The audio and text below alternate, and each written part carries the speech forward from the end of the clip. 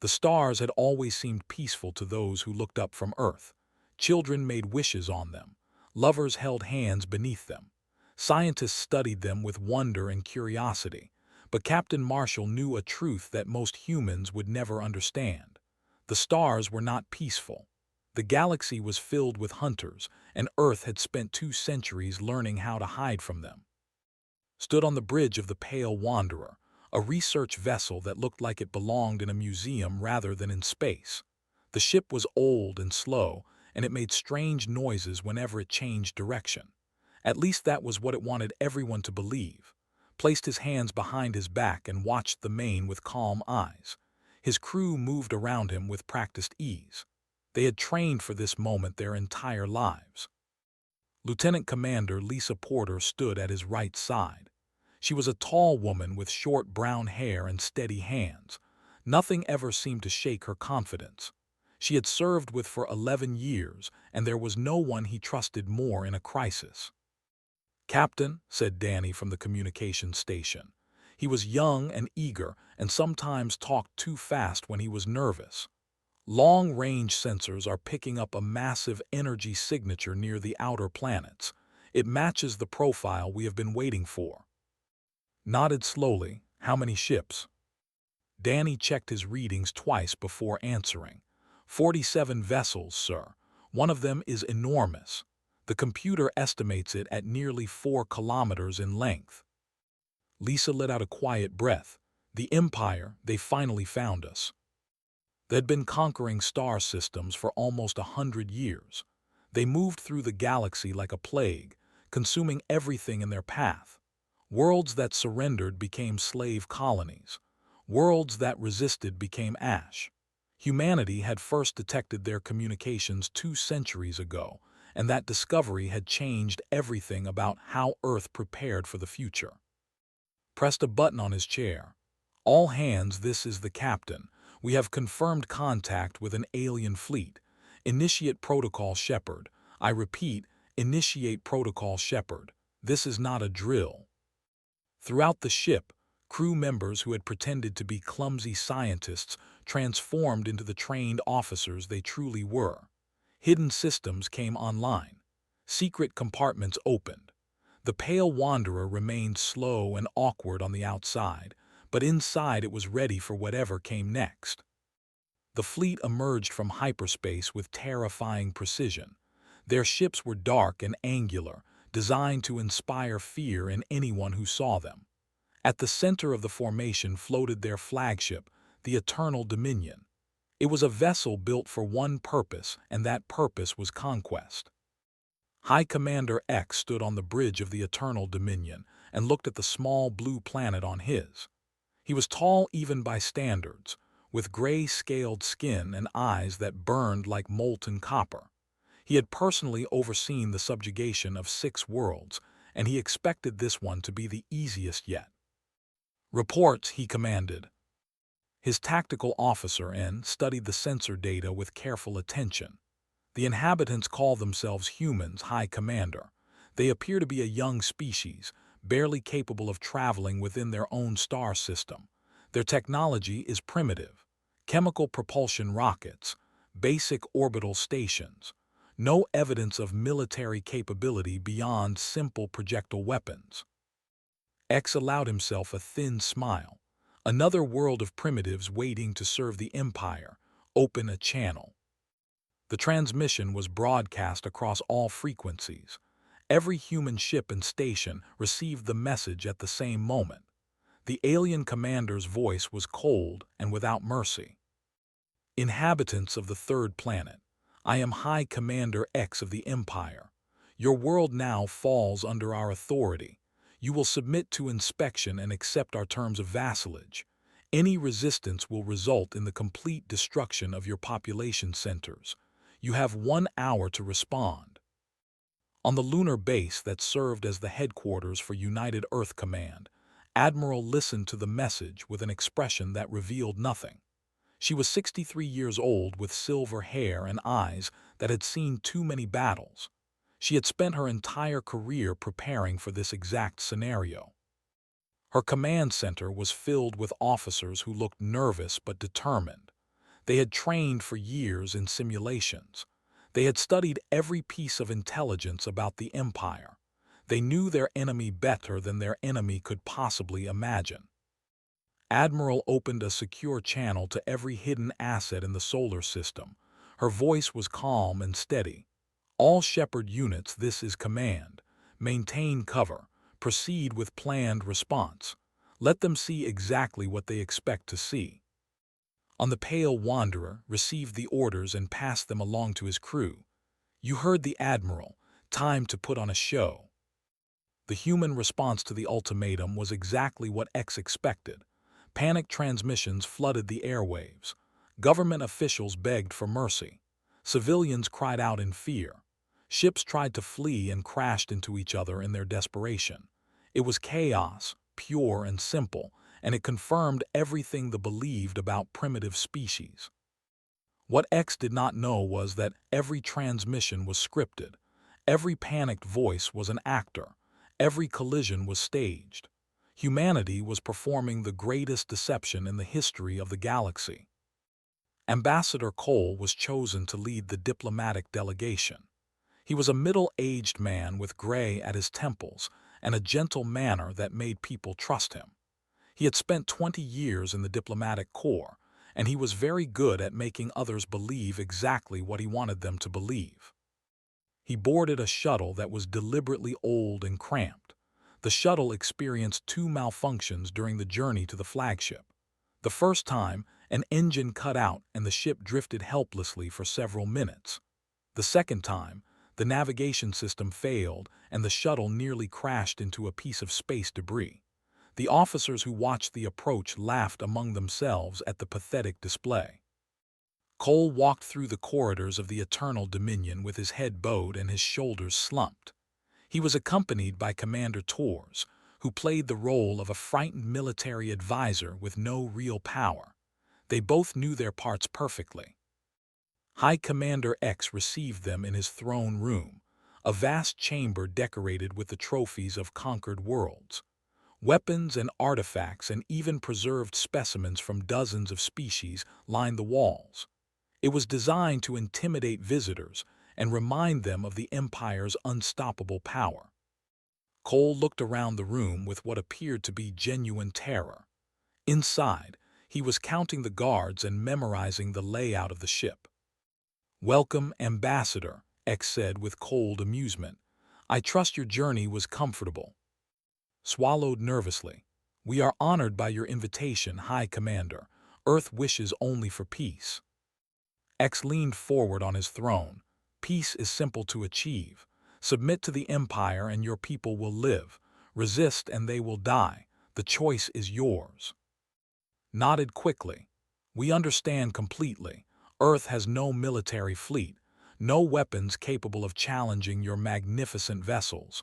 We are a peaceful species. We accept your authority." The words hung in the air between them. X studied the human ambassador with satisfaction. This was going to be the easiest conquest of his career. Behind, Commander Tors kept her expression carefully blank. She had served aboard vessels that could destroy the Eternal Dominion in minutes. She had trained with weapons that they could not even imagine, and she knew that the time for hiding was almost over. The negotiations aboard the Eternal Dominion lasted for 6 hours. High Commander X enjoyed every moment of them. He sat on his throne and dictated terms while the human delegation nodded and agreed to everything he demanded. It was almost too easy, and that made the victory even. Ambassador Cole kept his head bowed throughout the proceedings. He wrote down every condition on a small tablet with trembling hands. Beside him, Commander Tors stood silently with her arms crossed, playing the role of a defeated soldier who had no cards left to play. "Earth will surrender 70% of all mineral resources," X declared. "Your population will provide labor forces for our mining operations across the sector. 15 million humans will be transported to our colony worlds within the first year." His voice was barely above a whisper. "We understand, High Commander. Your orbital infrastructure will be dismantled and rebuilt according to our specifications. All scientific research will be shared with the Empire. Any attempt to develop weapons technology will be punished severely. Yes, High Commander. X leaned back in his throne with satisfaction. The other members of his command staff exchanged pleased glances. This conquest would bring them great honor and significant resources. The humans possessed a world rich in water and metals, exactly the kind of prize that made careers in the military. But one officer was not celebrating. N, the tactical specialist, studied his sensor readings with growing concern. Something about the data bothered him, though he could not identify exactly what it was. "High Commander," he said carefully, "may I approach?" X waved a clawed hand. "Speak." N moved closer to the throne and lowered his voice.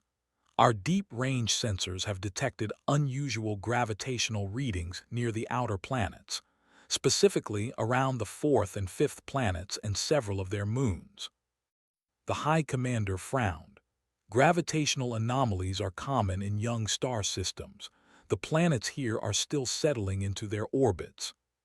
"Perhaps," N admitted, "but the readings are consistent with large masses hidden beneath the surface of various moons. The signature near the ice moon of the fifth planet is particularly strange. It suggests something artificial." X considered this for a moment, then dismissed it with a shake of his head. "You are being paranoid, N. Look at these creatures. They can barely keep their own shuttles from crashing. Do you really believe they are hiding something significant from us?" N wanted to argue further, but he knew better than to push the High Commander too hard. He returned to his station and continued monitoring the sensor data. Something was wrong with this picture, but he could not prove it. The human delegation departed with heads bowed and shoulders slumped. Their shuttle experienced another malfunction during the return journey, drifting in space for nearly an hour before the crew managed to restore power. Observers watched the struggle with contempt and amusement. Once the shuttle was safely away from the alien fleet, Cole straightened in his seat and allowed himself a small smile. Commander Torres laughed quietly beside him. "70% of our resources," said with mock concern. "However will we manage?" Shook her head. "They have no idea what they are dealing with. I almost feel sorry for them." "Almost," agreed. "But then I remember the 17 star systems they have conquered, the billions of lives they have destroyed, the species they have driven to extinction." His expression hardened. No mercy for those who show none. The shuttle continued its slow and clumsy journey back to Earth, but it was not heading for the planet itself. Instead, it changed course toward the moon, toward the hidden command center where Admiral was coordinating the greatest military operation in human history. On the lunar surface, deep beneath a crater that had never been officially explored, United Earth Command occupied a facility that spanned nearly 50 kilometers. Thousands of officers worked in shifts around the clock, monitoring every aspect of the deception that humanity had maintained for 200 years. Admiral met the diplomatic delegation in a briefing room lined with tactical displays. The screens showed the position of every vessel, every hidden human asset, and every possible scenario that might unfold in the coming hours. "Report," she commanded. Cole took his seat at the table and pulled up the terms they had demanded. "They want everything, Admiral. Resources, labor, technology, complete submission. They gave us 72 hours to comply." "Standard procedure," said Commander Alex Wright from across the table. He was the head of intelligence operations, and he had studied the Empire for decades. "They always give conquered worlds 3 days to organize the surrender. It makes the logistics easier." Admiral nodded slowly. "And it gives us exactly the time we need. What is the status of the Shepherd fleet?" A young officer named Miller pulled up a separate display. She was responsible for tracking every hidden vessel in the solar system. "All 437 ships are standing by, Admiral. Weapon systems are hot and crews are ready. The only thing keeping them hidden is our command. And the Sentinel's voice carried a note of pride. The Sentinel is fully operational. Chief Engineer Greg completed the final system checks an hour ago. She is ready to fly. The Sentinel was the crown jewel of humanity's hidden fleet. A 12 kilometers in length, armed with weapons that could crack planets and protected by shields that could withstand sustained bombardment from an entire enemy fleet. It had been built in secret over the course of 80 years, piece by piece, buried beneath the ice of Europa, where no alien scanner would ever think to look. Admiral studied the tactical displays in silence. She was calculating probabilities and considering variables. Every decision she made in the next few hours would determine the fate of her species and possibly the entire galaxy. "They believe we are helpless," she said finally. "They believe their technology is superior. They believe that conquering Earth will be as easy as all their other victories." She stood and walked to the main, which showed the alien fleet in orbit around the outer planets. "They are wrong. For 200 years we have watched them. We have studied their weapons, their tactics, their psychology. We have built a fleet designed specifically to counter their capabilities, and we have waited for the perfect moment to reveal ourselves." Commander Torres spoke up. "What about the other conquered species, Admiral? The whole 17 star systems. Billions of beings are living under their control." Admiral turned to face her officers. "That is precisely why we waited. If we had revealed ourselves too early, they would have destroyed us before we were ready. But now we are strong enough not just to defend Earth, but to liberate those other worlds." She pressed a button on the main console, and the display changed. It now showed a complex battle plan that had been refined over generations. "In 48 hours, we will end the Shepherd Protocol. We will reveal our true fleet to thee and give them a single opportunity to withdraw peacefully. If they refuse, we will demonstrate exactly why humanity chose to hide." The officers around the table sat in tense silence. They had trained their entire lives for this moment. They had kept secrets from their own families. They had watched the galaxy believe that Earth was weak and helpless, and now they would show the universe who humanity really was. Captain Marshall received the briefing aboard the Pale Wanderer. His crew gathered around him as he explained what was coming. "In 2 days we stop pretending," he told them. "Everything we have practiced, everything we have prepared for, it all comes down to this. When the order comes, we drop the disguise and we fight." Lieutenant Commander Lisa Porter looked at the faces around her. These men and women had lived double lives for years. They had pretended to be scientists and researchers while secretly training for combat, and soon they would finally be able to show what they were truly capable of. "What happens if they do not back down?" asked Danny quietly. Met his eyes with a steady gaze. "Then we teach them what happens when you threaten the wrong planet." Countdown reached 0 at exactly midnight, Earth Standard Time. Admiral stood at the center of United Earth Command and watched the final seconds tick away.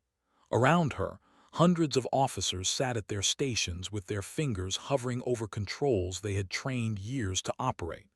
The moment they had all been waiting for had finally arrived. "All stations report ready," announced Miller from her tactical console. Admiral took a deep breath. 2 centuries of preparation came down to this single moment. Generations of men and women had lived and died keeping humanity's secret. Scientists had developed impossible technologies in hidden facilities. Engineers had built a fleet in the shadows of moons and asteroids. Soldiers had trained for battles that they knew might never come. All of them had believed in a future where Earth would no longer need to hide.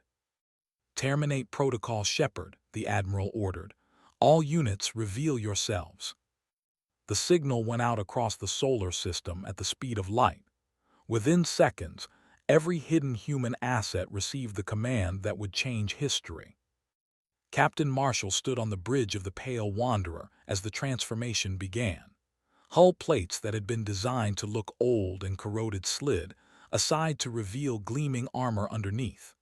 Weapon ports emerged from what had appeared to be damaged cargo bays. The ship's main reactor, which had been running at less than 1% capacity, roared to life with its full power. "All systems coming online," reported Lieutenant Commander Lisa Porter.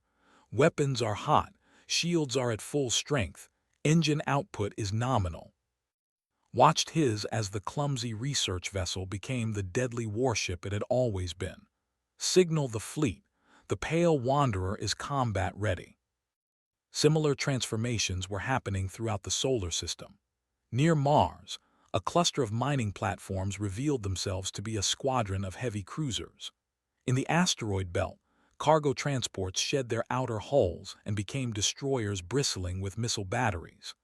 Satellite networks that had drifted harmlessly for decades reconfigured into orbital defense platforms capable of raining fire on any enemy that approached Earth. But the most dramatic revelation was yet to come. On Europa, one of the frozen moons of Jupiter, the ice began to crack. Great fissures spread across the surface as something enormous stirred beneath. Plumes of vapor shot into the thin atmosphere as heat from massive engines melted the ancient ice that had concealed humanity's greatest secret. Commander Torres stood on the bridge of the USS Sentinel and felt the deck vibrate beneath her feet. She had served aboard this ship for 15 years, but she had never experienced anything like this. There was waking up from its long slumber. "All sections report ready for launch," said Chief Engineer Greg from his station. "Reactor output is climbing. Hull integrity is perfect. We are good to go, Commander." Gripped the railing in front of her and smiled. "Take us up, Chief. Slowly. Let them get a good look at what has been hiding under their noses." The Sentinel began to rise. 12 kilometers of advanced warship pushed through the ice of Europa like a whale breaching the surface of an ocean. Ice and debris fell away from its hull, revealing armor plating that absorbed light rather than reflecting it. Weapon arrays that could target enemies at distances measured in light seconds emerged from armored housings. Shield generators that drew power from the ship's 3 fusion cores hummed with barely contained energy. On the Eternal Dominion, alarms began to sound. High Commander X was in his private quarters when the first warnings reached him. He rushed to the bridge with his robe still unfastened, pushing past startled officers who had never seen their commander in such a state. "Report," he shouted as he reached his throne. N's voice was tight with barely controlled panic. "High Commander, we are detecting massive energy signatures across the entire star system. Hundreds of them. They are appearing everywhere." X stared at the tactical display in disbelief. Where there had been a handful of primitive human vessels, there were now hundreds of warships. Ships that matched designs in size and exceeded them in apparent capability. "This is impossible," he breathed. "Where did they come from?" "They were here all along," N replied. "They were hiding in plain sight. The research vessels, the mining platforms, the cargo ships, they were all disguised warships." The shifted to show the largest contact. X felt his blood run cold as he saw the Sentinel rising from the ice of Europa. The ship was enormous, far larger than his own flagship. Its hull was covered with weapon ports and sensor arrays and fighter bays. It was a vessel built for one purpose, and that purpose was war. "That ship," X said slowly, "it must be at least 12 kilometers long." 14.3 kilometers according to our sensors, N confirmed. "Its power output exceeds anything in our database. High Commander, that single vessel could engage our entire fleet." Around the flagship, the human fleet was forming up. Destroyers and cruisers and battleships took position in a sphere that completely surrounded the alien invaders. There was no escape vector, no gap in the formation. They were trapped. Admiral's transmission reached every ship in both fleets simultaneously. Her face appeared on across the solar system, calm and composed despite the historic nature of the moment. "High Commander X," she began, "I believe introductions are in order. I am Admiral of United Earth Command. You have made a significant error in judgment regarding our species." X struggled to regain his composure. "This changes nothing. The Empire commands hundreds of fleets. Even if you destroy us here, more will come. You cannot stand against our full might." "Perhaps," Admiral acknowledged. "But before you make any decisions, let me share some information that your intelligence services apparently missed." The split to show images and data that made X's heart sink. Humanity had been watching for 200 years. They had intercepted communications, studied technology, and analyzed tactics. They knew the location of every fleet, the strength of every garrison, and the weakness of every defensive position. "We have been preparing for this moment since before your grandfather was born, High Commander. We did not hide because we were afraid. We hid because we wanted to be ready. And now we are." Captain Marshall watched the transmission from his position at the outer edge of the human formation. His crew sat at their stations in focused silence. After years of pretending to be helpless, they were finally showing their true colors. "They must be terrified," Lisa Porter observed. They walked into what they thought was an easy conquest and found themselves surrounded by a fleet they never knew existed. Nodded slowly. "Imagine how they feel. They have spent a century believing they were the most powerful force in this part of the galaxy, and now they have discovered that a species they dismissed as primitive has been watching them all along." Danny looked up from his console. "Captain, we are receiving targeting data from the Sentinel. They want us to lock weapons on the Eternal Dominion's engine section." "Do it," ordered, "but do not fire unless we receive the command. We are giving them a chance to surrender." On the Sentinel, Commander Torres coordinated the targeting of the entire human fleet. 437 warships had weapons locked on the vessels. Every alien ship was covered by multiple targeting systems. If the order to fire came, the battle would last less than 5 minutes. "High Commander," Admiral continued, "you have two choices. You can order your fleet to stand down, surrender your weapons, and agree to negotiate terms for the liberation of all conquered species. Or you can fight, and we will demonstrate exactly why humanity chose to hide until we were ready." X gripped the arms of his throne so tightly that his claws left marks in the metal. His entire career, his entire understanding of the galaxy, had been shattered in a matter of minutes. The hunters had become the hunted. "You cannot defeat the entire empire," he said, but his voice lacked conviction. "We do not need to defeat your entire empire," Admiral replied. "We only need to defeat you. And when we do, every conquered species will know that they are not invincible. Your empire's power depends on fear, High Commander. Today, we end that fear forever."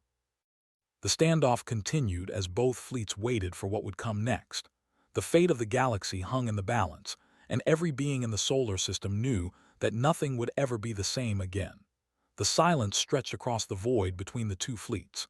Minutes passed like hours as High Commander X stared at the tactical display that showed his complete defeat. Every escape route was blocked. Every weapon system on his ships was locked by multiple human targeting computers. One wrong move, and his entire fleet would be reduced to debris. N approached the throne carefully. "High Commander, our tactical analysis is complete. The human fleet possesses weapons technologies we have never encountered. Their ship-mounted energy weapons appear to bypass our shields entirely. Their missile systems carry warheads with yields that exceed our own by a factor of 12. If we engage them, we will be destroyed within 3 minutes." X said nothing. He continued to stare at where the massive form of the USS Sentinel hung in space like a promise of destruction. How had this happened? How had his people been so completely fooled? "The Empire will send reinforcements," he said finally.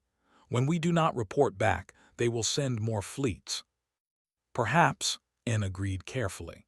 "But those reinforcements will take months to arrive. And by then, the humans will have spread word of their true capabilities to every conquered species. The fear that holds our empire together will begin to crumble.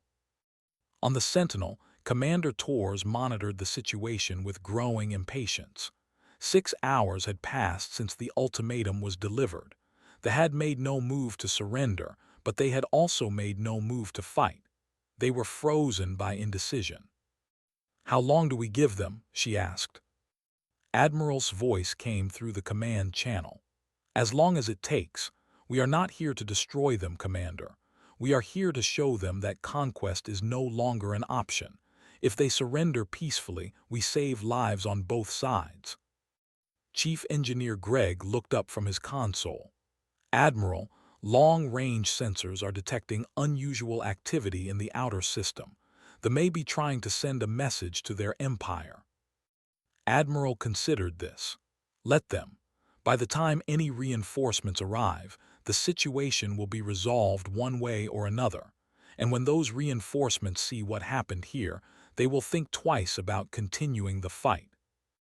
Captain Marshall sat in his command chair aboard the Pale Wanderer and watched the standoff continue. His crew had been at battle stations for hours, and the tension was beginning to wear on them. Danny kept checking his targeting displays, making tiny adjustments that served no real purpose. Lisa Porter paced the bridge like a caged animal. "Patience," told them. "This is a war of nerves now. They have to accept that their situation is hopeless. That takes time." "What if they decide to fight anyway?" Danny asked. "What if they would rather die than surrender?" "Thought about this carefully before answering. Then we will do what we must, but I do not think it will come to that. X is not a fanatic, he is a conqueror. Conquerors value their own survival above everything else. He will choose to live." On the Eternal Dominion, a different kind of discussion was taking place. X had summoned his senior officers to the bridge for an emergency council. The mood was grim and fearful. None of them had ever faced a situation like this. "We must fight," declared Commander, the chief weapons officer. "Surrender is unthinkable.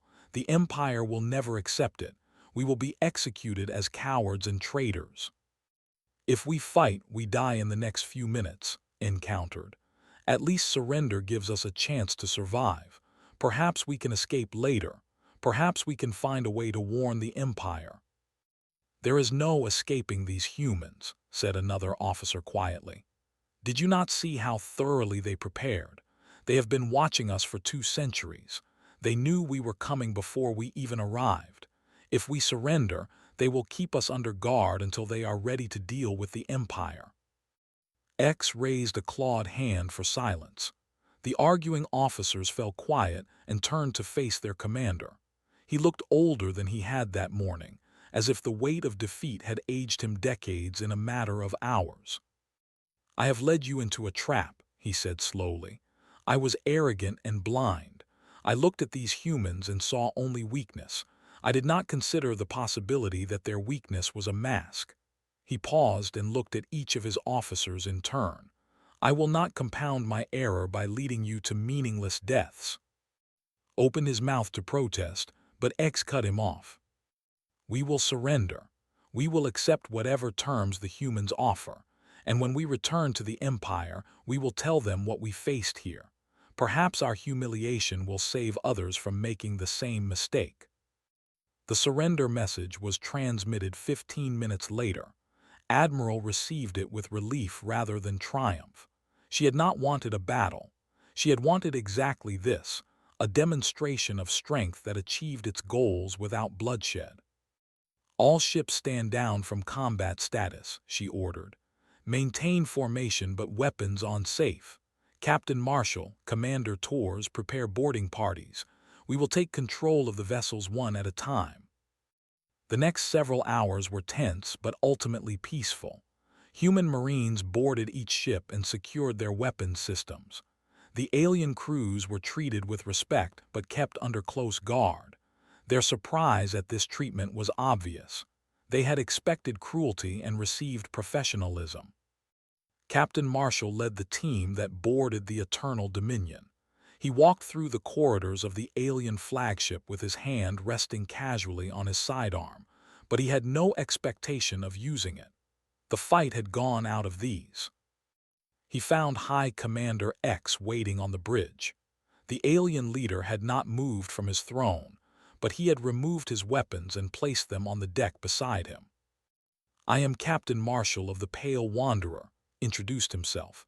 "You are now in the custody of United Earth Command." X looked at him with weary eyes.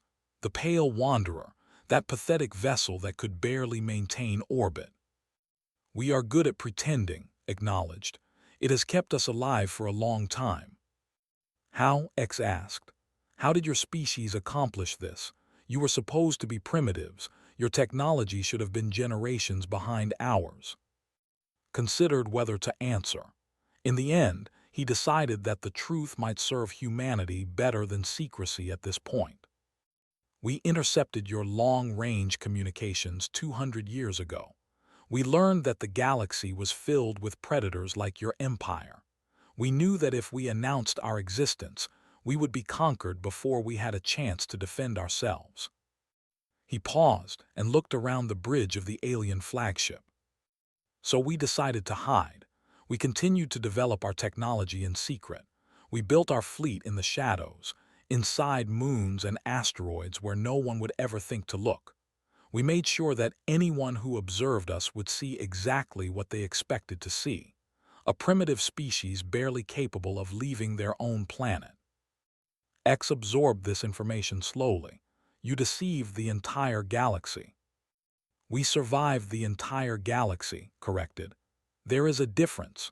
Your empire has destroyed 17 civilizations. We watched and we learned. We saw what happens to species that reveal themselves too early." On the Sentinel, Commander Torres supervised the integration of prisoners into secure holding areas. The aliens were confused and frightened, but they were cooperating fully. The shock of their defeat had taken all resistance out of them. Chief Engineer Greg approached her with a data tablet. "Commander, we have completed our analysis of technology. Their weapons and shields are roughly equivalent to what we were using 50 years ago. Their propulsion systems are actually inferior to ours." Nodded slowly. "So we were right, hiding gave us time to surpass them." "By a significant margin," Greg confirmed. "If we had revealed ourselves when we first detected the Empire, we would have lost. But because we waited, we developed technology they cannot match." The news spread quickly through both fleets. The humans celebrated quietly, still professional despite their victory. They sat in their holding cells and contemplated a galaxy that had suddenly become much more dangerous than they had ever imagined. And on Earth, billions of people watched the news feeds in stunned amazement. They learned for the first time that their governments had been keeping secrets for 2 centuries. They learned that the clumsy space program they had mocked was actually a cover for the most advanced military fleet in the known galaxy. They learned that humanity had been preparing for this moment since before any of them were born. The initial anger faded quickly. As the full story emerged, most people understood why the secret had been kept. The galaxy was not the peaceful place they had imagined. It was filled with empires like the, always searching for new worlds to conquer. Secrecy had not been deception for its own sake. It had been survival. Admiral addressed the planet that evening. Her face appeared on every screen in every home, across every continent. "Citizens of Earth," she began, "today we revealed ourselves to the galaxy. For 200 years we have prepared for this moment. We have built a fleet, developed technologies, and trained generations of soldiers. We did this in secret because we had no other choice. The galaxy is a dangerous place, and we were not ready to face it." She paused and looked directly into the camera. "Now we are ready, and we will never hide again." The treaty was signed 3 days after the surrender. Ambassador Cole handled the negotiations aboard the USS Sentinel in a conference room that overlooked the stars. High Commander X sat across from him with the broken pride of a defeated warrior. The terms were harsh but fair. They had to be. The galaxy was watching. The Empire will release all conquered species within its territory, read from the final document.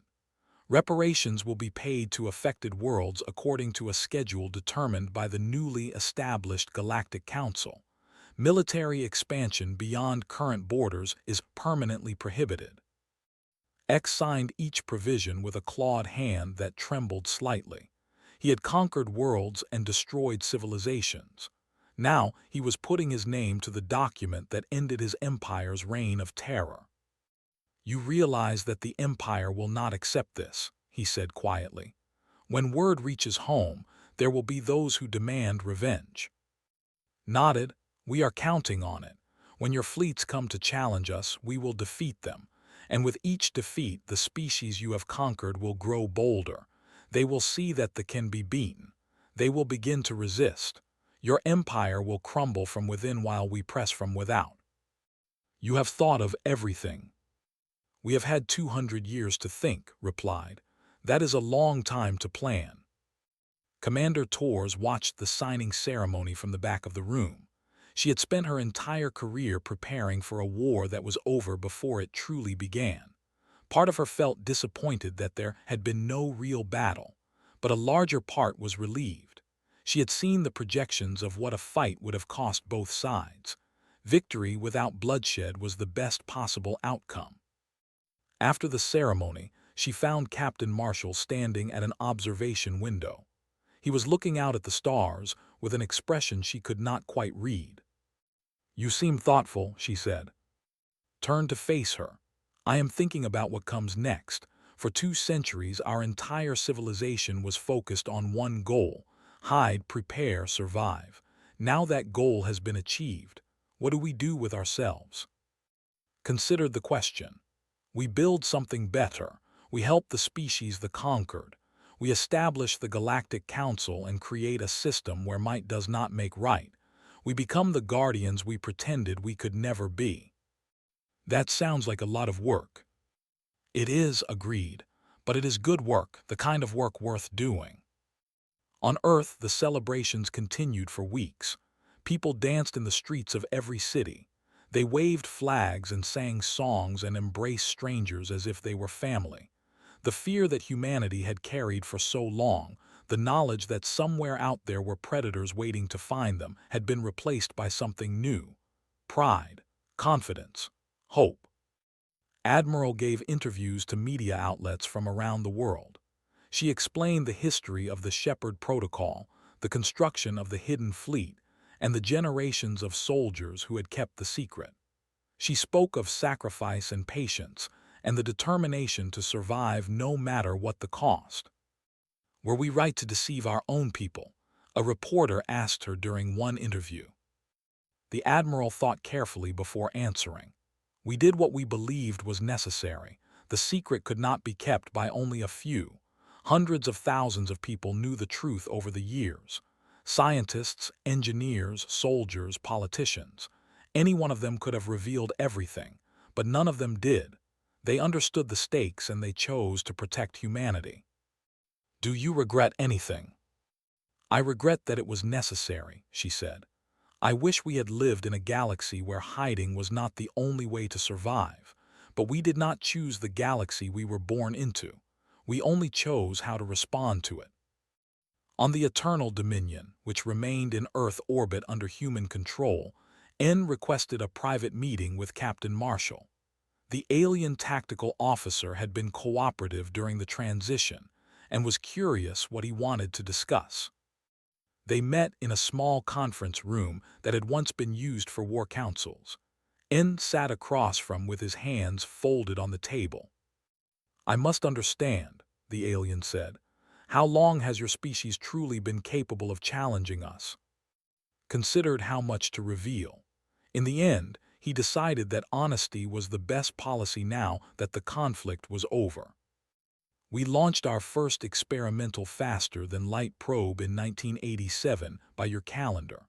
Our first extrasolar colony was established in 2031. By the time your empire first noticed Earth, we had already mapped half the galaxy." N's eyes widened with shock. Then you were never primitives at all. Everything we observed was false.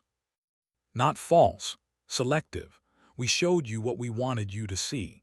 Old rockets and struggling satellites and scientists who could barely keep their equipment running. It was a performance designed to make you underestimate us. But why? N asked. If you were so advanced, why not announce yourselves? Why not join the galactic community as equals? Leaned back in his chair. Because we watched the Empire destroy civilization after civilization. We saw what happens to species that reveal their strength too early. They become targets. Conquerors come for them before they are ready to defend themselves. He paused and met the alien's eyes directly. So we became invisible. We built our strength in silence and we waited. We knew that someday you would come for us. And when you did, we wanted to be ready. Not just ready to defend ourselves, but ready to end your empire's threat to the entire galaxy. N absorbed this information slowly. His entire understanding of humans had been shattered over the past few days.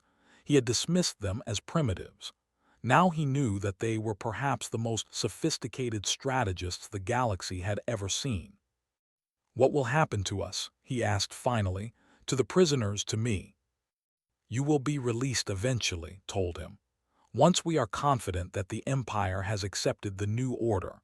Some of you may choose to stay in human space. Others will return home. We are not interested in vengeance, N. We are interested in peace. The Empire will never truly accept peace. There are those who will always seek to restore our former glory.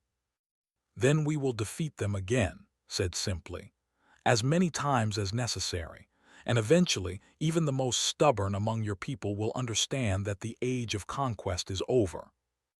N nodded slowly. He had much to think about. The weeks that followed saw the beginning of a new era for the galaxy. Human ships ventured beyond the solar system for the first time in public. They carried diplomats and scientists and soldiers, spreading the word of what had happened at Earth. Species that had lived under oppression for generations heard the news and began to hope. On the distant world of, a species called the gathered in their capital city to watch the broadcast from Earth. They had been conquered by the 80 years ago. 3 generations had grown up knowing nothing but servitude. Now they saw footage of the mighty fleet surrounded and forced to surrender by vessels they had never seen before. The humans are offering alliance, announced their leader, an elderly female named In. They say they will help any species that wishes to resist the Empire. Can we trust them? Asked a younger voice from the crowd. In considered the question. They hid for 2 centuries rather than risk the lives of their people. They built a fleet in secret rather than provoke a war they could not win. And when they finally revealed themselves, they did so not to conquer but to liberate. She looked at the faces around her. Faces that had known only fear and submission for so long. Yes, she said, I believe we can trust them, because they understand what it means to be prey, and they have chosen to protect others rather than become predators themselves. Similar scenes played out across the galaxy. Species that had given up hope began to dream of freedom again. The Empire, which had seemed invincible for so long, suddenly looked vulnerable. Cracks appeared in their control as conquered worlds grew restless. 6 months after the surrender, the Galactic Council held its first session. Representatives from 12 species gathered aboard a human space station in neutral territory. Admiral addressed them with words that would be remembered for generations. We come together today not as conquerors or subjects, but as equals. For too long, this galaxy has been ruled by those who believe that power gives them the right to dominate others. Today, we declare that this belief is wrong. She looked around the chamber at the diverse faces watching her. Humanity hid for 200 years because we had no choice, but we never lost sight of what we wanted to be. We wanted to be protectors, not predators, builders, not destroyers, and now we have the strength to make that vision a reality. Captain Marshall watched the broadcast from his quarters aboard the Pale Wanderer. The ship had been officially renamed the Guardian, though he still thought of it by its old name. Lisa Porter sat beside him, sharing the moment. "Do you think it will last?" she asked. "The peace, the council, all of it." Considered the question carefully. Nothing lasts forever. There will be challenges ahead, who refuse to accept defeat, other empires who see opportunity in the chaos, species who hold grudges for what was done to them. He paused and smiled slightly. "But I believe that what we started here will endure. Not because humans are special, but because we proved something important. We proved that a species can be strong without being cruel, that power does not require domination, that the galaxy can be better than it has been." Lisa nodded and looked out at the stars. The same stars that humanity had watched for thousands of years, dreaming of what might be out there. Now they knew the answer, and they were ready to face it. The age of hiding was over. The age of guardianship had begun. And somewhere out there, in the vast darkness between the stars, other young species were looking up at the sky and wondering if they were alone. They were not alone, and thanks to humanity, they never would be again.